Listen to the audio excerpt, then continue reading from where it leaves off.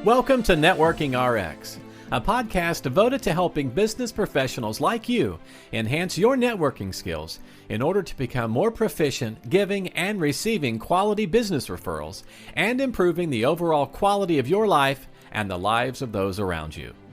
The Networking RX podcast is a production of AmSpirit Business Connections, an organization whose mission is to empower business success through networking.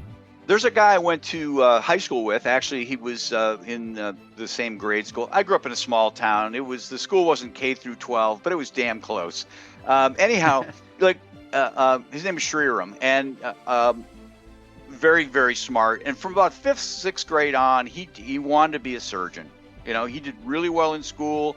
I don't think I saw anything less than an A on any of his papers. He got into the University of Michigan. Go Blue.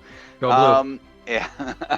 And got into their medical school. I think they had a program where you could do the whole thing in 6 years. I mean, he was just totally locked in on what he wanted to do. And to this day, he's a surgeon. That's amazing, right? We think about that, and probably our parents were like, yeah, you got to do that. You got to know what you want to do. And that is the exception. Somebody who was locked in on what they wanted to do and continued to do it all the way up until, God willing, he's probably retired or retiring soon. That's the exception. The rule is, in my opinion, is more the Frank Agin story. Yeah, I went to college, really didn't know what I wanted to do. Hey, got great grades. That led me to law school. What do you want to do there? I don't know what's cool. Maybe I'll get into real estate. How about taxes? Got into taxes. Decided I want to do it for the rest of my life. And left and had to pivot into private practice and then pivot into what is now AmSpirit Business Connections. And I think a lot of people out there pivot, or maybe you don't like that term, but you've got to reinvent yourself. You got to rebrand yourself. And so today I have on the program, lucky to have on the program, Jason Zigadlo, and Jason has his own business, but he pivoted into this. He's the rule, right? He's not the exception. The name of his business is Build Your Own Brand, and he really helps people in this pivot. He helps people stand out. He helps people. You don't want to be vanilla white when you're trying to get a job. You don't want to be vanilla white. I don't mean this racially. You don't want to be. You don't want to just look like everybody else when you're trying to start a business or get a job. It's competitive. Everything's competitive. Enough on me, so Jason. Welcome to the program. Thank you, Frank, for having me. I'm excited to be here. I appreciate it. Yeah, we've been talking for about a half hour before we hit record, and have had some great conversations surrounding college football. Turns out we both live in Ohio. We're both in the state of Michigan, both Michigan fans. I know a lot of my Columbus friends hate me for that, but whatever. Get over it. But you kind of heard my lead in there. Yes. That's what you deal with, right? It is. The kid who's disenchanted, the guy or the gal, yep. Man or the woman who just get disenchanted and say, you know what, I need to take a right turn in life. It's so true. Yeah. You kind of pinned it on me too. Same for me. I started out in medical device sales. I spent about 20 years in that profession. And then just over time, it's a very difficult industry to get into. I figured out a way to do it right out of college. And so that caught a lot of attention from some of my friends. And so then became anointed as the guy to come to when, it was time to find a job. And my accounting friends, my engineer friends, it didn't matter the background. I was always looking for creative ways to stand out and be different. And that's exactly what you described. You have to be the not vanilla. I always say I want to be the blue X and a whole bunch of red O's. Attention is the new currency. I preach this all the time. If you're not figuring out a way to be different, then you're going to struggle. And so that's how I like to help the clients that I work with is just, let's look at and examine what it is you want to do, and let's figure out a way to just do it a little differently. Better isn't always better. Sometimes different can be better. Yeah. And so, it's just kind of looking at it and kind of in a creative mindset and from a creative lens to stand out. Well, let's go back to before I hit record, and you and I were talking, and you just alluded to it, how you found a job. Yeah. Go through that story, because that's very unique. Yep. So I'll tell you, I'll just give you, I went to Kent State University. I always joke I went because of the colors, because I am from Michigan, and being a big blue fan, Kent State's got the yellow and blue. So my wardrobe was already set. It was easy. Right. Go to Kent State, and I'll be honest with you, Frank, I really didn't know what I wanted to do, kind of, alluding back to what we were talking about earlier. And I was the president of my fraternity. I was involved. I was an RA. I was all over campus, student ambassadors. In fact, I was probably more involved in organizations than I was in the classroom, if I'm being candid and honest. And so once I figured out, this pharmaceutical thing, I'd heard a lot about it. How do I get into it? Well, then I'm starting to read and hear you need X amount of years experience. Well, like every other student, I'm just graduating. I don't have that. I'm first generation college graduate. I don't have an aunt, uncle, mom, dad that's physician, nurse, come from a very blue collar family. And so after a few of these rejections, I'm like, I have to change up my plan. So I found a local area that has medical offices, and I put on my suit. I printed my own business cards at the local Kinko's in town that just had my name, my email address, my phone number, and I put those in a nice shiny folder where the little 4 slits are. My business cards were in there. I had a few in my pocket, and off I went in my suit, and I waited. And back then, pre-LinkedIn, I was determined to find one of these reps to meet, engage, share my business card with. And so when a Ford Taurus or Chevy Impala pulled in, those typically were the company cars in the early 2000s. And so when someone jumped out and they, presumably looked like a medical salesperson, I approached them and I said, hey, look, I'm not a low grade stalker here, but can you please pass my information along? And doing that, some people thought I was crazy. Some people were really well, receptive to my story and what I was trying to accomplish. But little did I know back then, when someone got out of the passenger seat, it was a sales manager riding along for the day with their sales rep. And so you can only imagine how they, looked at a college kid who's, handing out resumes, gritty, tenacious, creative, different. And so, to make a long story short, that was my way in. And so I spent a few years selling pharmaceutical sales. And then again, similarly, I was labeled as this pharmaceutical rep. They bring lunches and they drop off samples. They don't sell anything. And after doing it a few years, I said it precisely. That's why I want out. I want more, I wanted to be in the action. And that was in the operating room as far as I was concerned. And so I wanted to get into medical device sales. So I went to the local mall. I bought a pair of scrubs. I drove out to the hospital, and I knew the upcoming interview that I had, it was selling chest drainage devices that were cardiothoracic related, and they were in the operating room and in the ICU. Well, I couldn't get into an operating room. That's pretty secure. Yeah. But I held my breath. ICU, intensive care unit, do not enter. And I push the button and I walk in. And it was like a blessing where one of the physicians was there rounding on their patients in the ICU that I had known, who had written me a recommendation letter, by the way. He knew I was looking for new opportunities. And he goes, Jason, what are you doing in scrubs? What are you doing? What's going on here? And I said, listen, don't call the security. Yeah. I have a plan. Jason, there's a version of this could have ended totally different, right? This is true. This is true. So I'm not telling or endorsing anyone to do what I did, right? But what I found was this physician was willing to help me, called over a nurse. I sat down, I took notes, Frank, about the product. I wanted to know if they were using the brand that I would potentially be selling if I got the job. And so I show up to the interview, I bring my bag of scrubs, I show the receipt to the hiring manager, and I proceed to tell him this story. And he's like blown away, right? And then I tell him about how I got into pharmaceuticals, and I start sharing all of these things. He disappeared to take a call, comes back. I close the interview like I would, like any good salesman is doing. And I get invited back. I go to meet the VP of sales, and he offers me the job on the spot. He said, when Andy left to make the call, he called me and said, I found my Cleveland guy. What you did was unheard of, remarkable, tenacious. Like, these are the sales guys that we want. These are the hungry, aggressive salesmen that we're looking for. And that's my career took off. I spent the last 20 years in medical sales, and sold a lot of cardiothoracic and vascular products, oncology products, all sorts of things. So, and then I decided to pivot. So as I mentioned, Build Your Own Brand was created, Frank, because nurses were tapping me on the shoulder. How'd you get into this industry?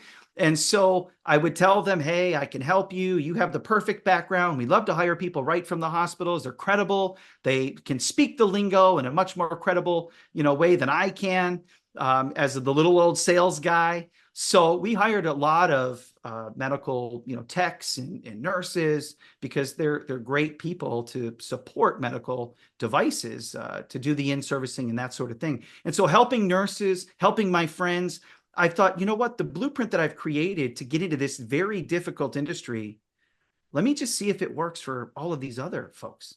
And now here I am helping people VP level and, college graduate and everyone in between, and having a lot of fun doing it. Interesting. No, it's and you and I kind of talked before we hit record about the whole job search thing, and Yes. how, this all has applications there. I don't know, we get kind of stuck in these ruts, right? I mean, I think there's this common, I don't want to call it an urban legend, but hey, this is what you do: get a resume, get it out, and Yep. I think that's all very 1980s. It is. It is. And, I'm not going to knock the professional resume writers out there. A resume serves its purpose. Personally, I don't put a lot of stock into them. I think we were talking earlier. I was saying, you could have a professionally written resume, and then I could create my own. We could share those two resumes, and you paid for one a whole bunch of money, and one you did for free. And you're going to get, because they're so subjective, right?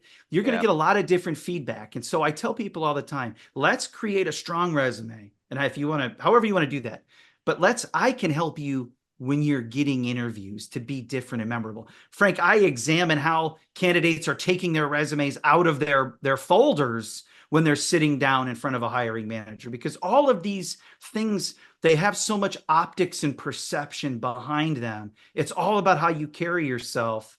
And I can't tell you how many times I would help interview folks, and, I would see them on paper and I go, wow, I can't wait to meet Frank. And then Frank shows up and I'm like, wow, after a few minutes into the conversation, extremely underwhelmed. So you see some of these resumes that are so, will knock you off your seat, but, can they really speak and tell their story and succinctly describe how they're going to bring value? It's very hard to find. And that's not only just college, fresh grad. That's a guy that's been at the job, or gal 10, 12 years. They're complacent. They're miserable, but they're so scared because they don't know how to leave. They don't have the confidence to leave.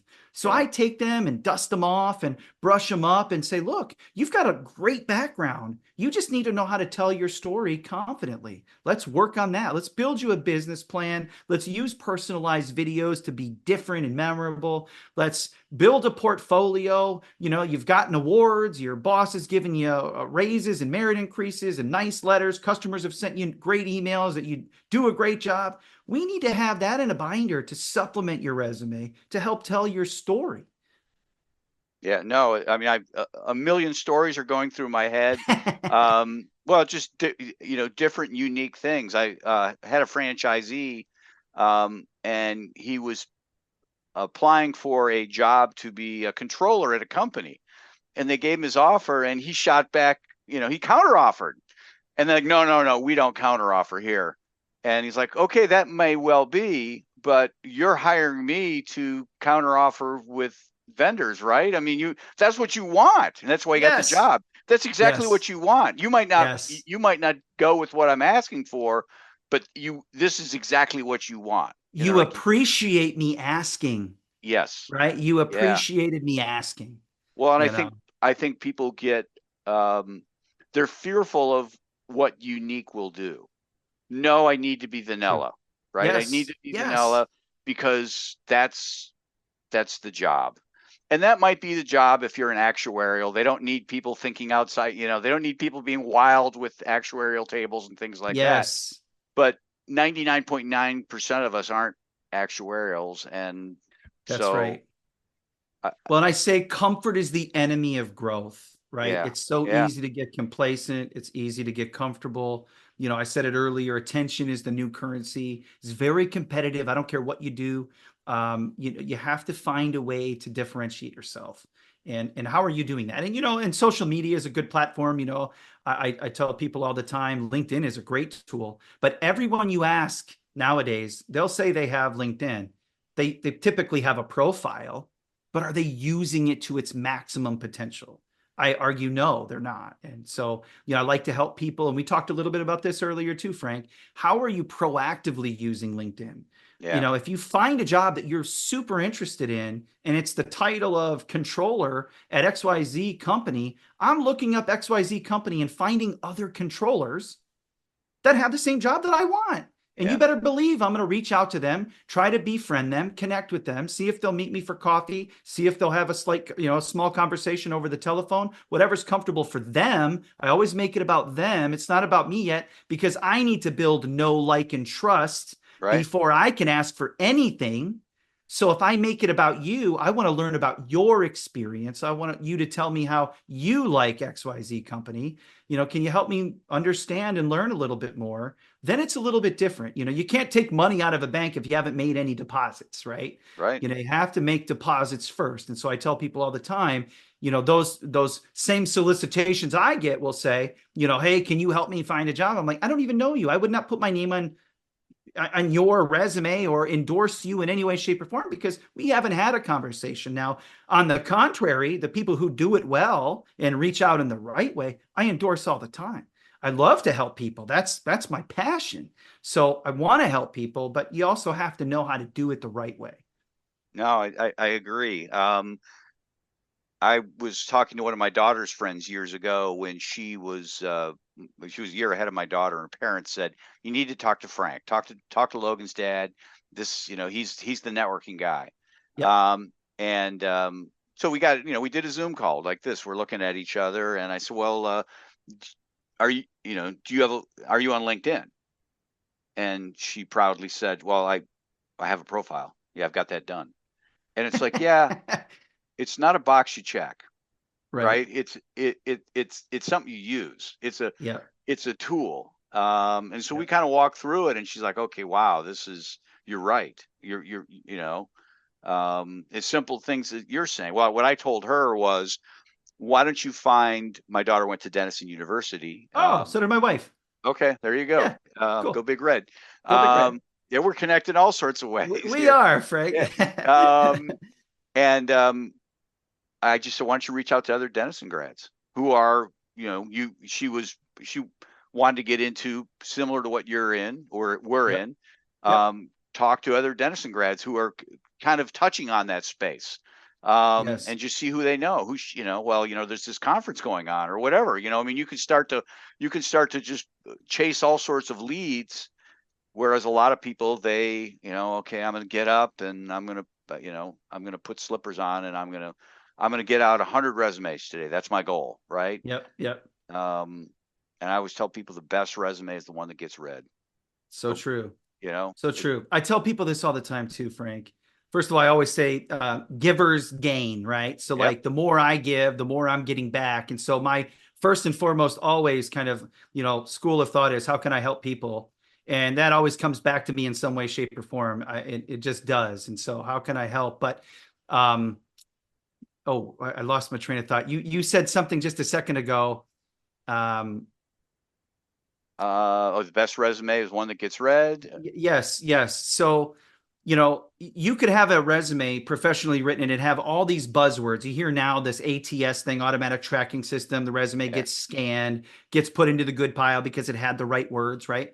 I argue this all the time with people. I never once had to go to HR, Frank, for a pile of resumes. I don't care if every resume had every single word was a buzzword. Yeah. Because again, alluding back to what I was saying about LinkedIn, if you proactively use it correctly, you never have to ask for a resume, from the HR team. Typically, I go to my know, like, and trust team and I say, hey, who do you know in Columbus? We're putting a new spot down there. Oh, I got a guy, Frank. He's been in the industry a while. You need to take his resume. Okay, cool.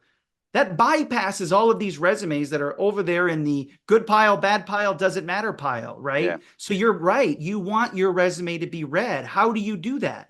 Well, get it in front of the right people, not Yeah. buried because you submitted it through a link. And by the way, in a lot of organizations, especially medical sales, pharmaceutical sales, there's usually some kind of referral like fee paid to the rep that found a good quality rep. So for example, if I found you and I put you in front and you Right. got the job, they're sending me $1,500, $2,000. I made a lot of money over the years just referring good people because they Yeah. don't want to pay these agencies. And you better believe I'm endorsing you. If I want you to get the job, I'm getting that resume to my manager. It's being read. So your Yeah. point is well taken. How do you got to mitigate some of these other steps. And how do you do that? Well, be proactive, use LinkedIn the right way, use your network the right way. Yeah. And you have to build a network, right? I'm teaching kids all the time at the university level when I do a lot of speaking, get involved, right? Like don't just be like, oh, I belong to these 3 organizations. Well, what do you do there? Well, I go to the meetings. Like be a contributor. I said it earlier, like I at Kent State, I was like, I felt like a professional, just or like I went to organizations. That was like my student kind of goal, be Yeah. involved as much as I could. But I've used those connections that I've met even years ago to this day, being an RA, being in the fraternity, just being in the Greek system and meeting other, fellow fraternity and sorority members. Just some of the best connections I've ever made. So you got to do this early on to establish some kind of network that you can pull from later on. I don't know that there's statistics on it yet, or maybe there are, but I would imagine the overwhelming percentage of jobs are the VP saying, going to his assistant or her assistant, and saying, "Get me this Jason guy's resume." Yeah. Go grab it from the pile. Yeah. Well, but here's what they came up with. Here's what was it the ATS system? Here's what the I hear you, but I want to get this guy's resume because for whatever reason. There's a guy I know in my organization. He has a payroll company, and he was trying to get into this big company, just trying to, just give me a chance to pitch, right? Yes. And he went to a thrift store, bought a mannequin, mailed the guy an arm and a leg, and said I would give an arm and a leg to meet with you. Creative. I love it. The guy said, I cannot have a meeting with you, right? I mean, all right. There's no way I'm not going to meet with you at this point. Yes, we may not go with you, but you know what? I got to at least hear you out, right? I got to at least hear what you have to say. Like, I love it. You have earned it. Yes. All right, let's shift gears here. This has been a great conversation. I've got a lot of notes here. We'll probably talk after we're done here. Sure. You've kind of talked about build your own brand. How can people help you? Who are you looking to meet? How can they get a hold of you? That's the bigger question. Yeah, great question. So I'm all over all of the social media channels, LinkedIn, particularly Facebook, Instagram, YouTube. We're creating videos. We're just starting out. It's a relatively newer business. So we're trying to get off the ground here, get some exposure. We really, like I said, really help empower people to be different and memorable, whether you're in your job currently and trying to grow, whether you're looking for, to make a career change, whether you're trying to find a job. It's hard finding a job just in general. I would just encourage people, let's have an exploratory conversation if it makes sense. I always tell people, for being a salesman my whole life, no pressure either way. I want you to know what I do, how I help. And if it makes sense, great. If not, all good. I'm going to continue to do it anyway. So www.careercoachbyob.com is the website. Talks a lot about, our team and who we are, what we do. And I would just say anyone that's looking to make a change, again, I would encourage them to just reach out. I can never have too many friends by LinkedIn. I love connecting with people and learning about their stories, their backgrounds. So, with a name like Zigodlo, it's there aren't a lot of them out there. you type ZY and typically I pop up, right? Yeah, I got to ZYG and you were there. So, well, I really appreciate your time today. This was was great meeting you. Great. I'm Yeah. sure we'll be in touch. I sure hope so, Frank. Thanks so much for having me. Have a great rest of the day. And like I said, go blue. Thanks for joining us on the Networking RX podcast. Please put what you've learned into action today and let us know if you have questions, comments, or ideas for future topics. You can email them to us at podcast@amspirit.com. That's AmSpirit.com. Finally, so you never miss an episode, be sure to subscribe to the Networking RX podcast through iTunes, Overcast, or however you receive your podcasts. Now get out and network with someone. The Networking RX podcast is the copyright production of AmSpirit Business Connection. All rights reserved.